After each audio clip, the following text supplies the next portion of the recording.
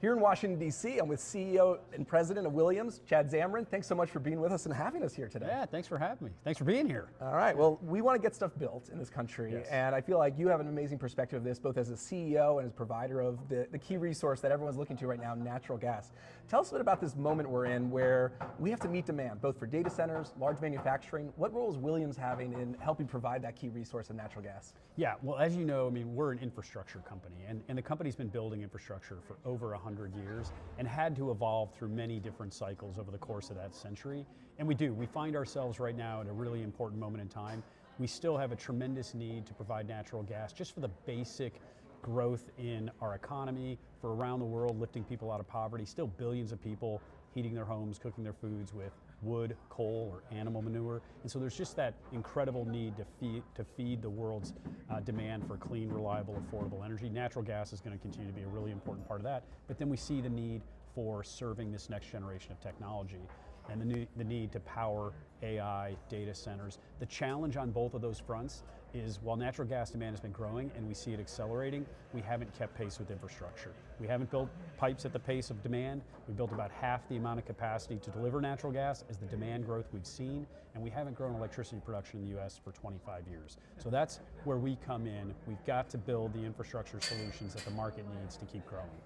And speed is the currency of business right now, Yes. and how do we make things go faster? I know there's a private sector side to this. I know we're in Washington where there's a federal element, there's governors. What's the message to these different stakeholders about how to hurry up so we can get things built? Yeah, I mean, first we've got to have that call to action. I mean, we've got to realize that for 25 years we haven't built electricity generation in the United States. You know, the world's electricity demand has doubled in the last 25 years. We haven't grown at all.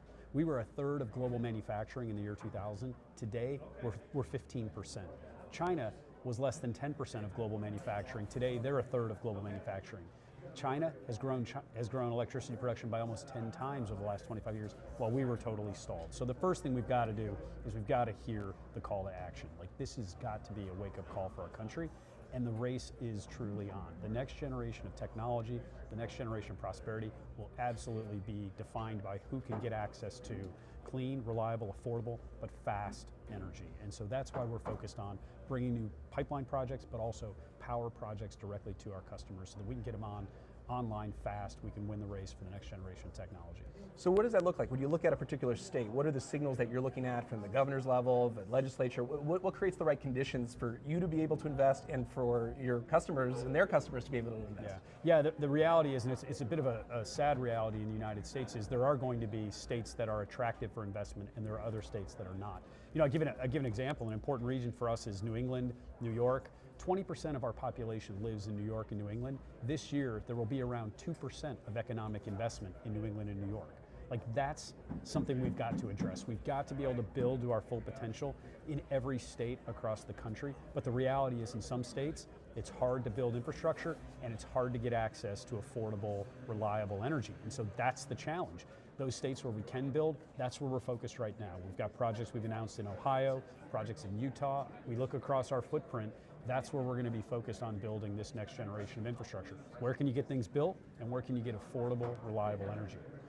So we're here in Washington, D.C. at the Clean Energy and Technology Expo. This is something that Williams started to really pioneer. What's the importance of this event and what are you hearing and picking up as you're having conversations here? Yeah, I mean, what we're talking about here are big challenges, but they're also huge opportunities, and they're not going to get solved by one single solution. They're not going to get solved by one single company. And so we've got to bring together the brightest minds, the best companies of our country to solve these incredible opportunities. And that's what we're convinced we can do. I mean, it looks like a big, daunting challenge when you haven't grown electricity for 25 years. You're lagging pipeline capacity to meet gas demand by a significant amount.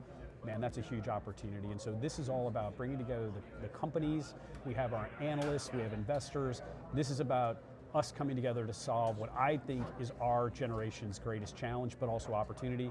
Meet the need for clean, reliable, affordable energy, but we got to do it fast. All right, and then last question, because we're still in February in that like look ahead at the year mode. What do you see for 2026? What are the things we should expect from Williams and just from the energy landscape broadly? Yeah, for us, it's going to be about continuing to execute. We're about to announce our earnings for last year tomorrow. We're going to show that we continue to deliver the results. Now it's about looking forward. It's about how do we grow the company in a way that can provide these solutions that we're talking about. And so that's what I'm really excited about for the remainder of this year. You're going to hear a lot about pipes and power. I just mentioned we're not keeping up on pipes that we need to deliver natural gas. We haven't been growing power, and we're now in the race for the next generation of technology. So that's going to be a big focus for us as a company. All right, Chad Zamarin, thank you so much for having us. All right, thank you.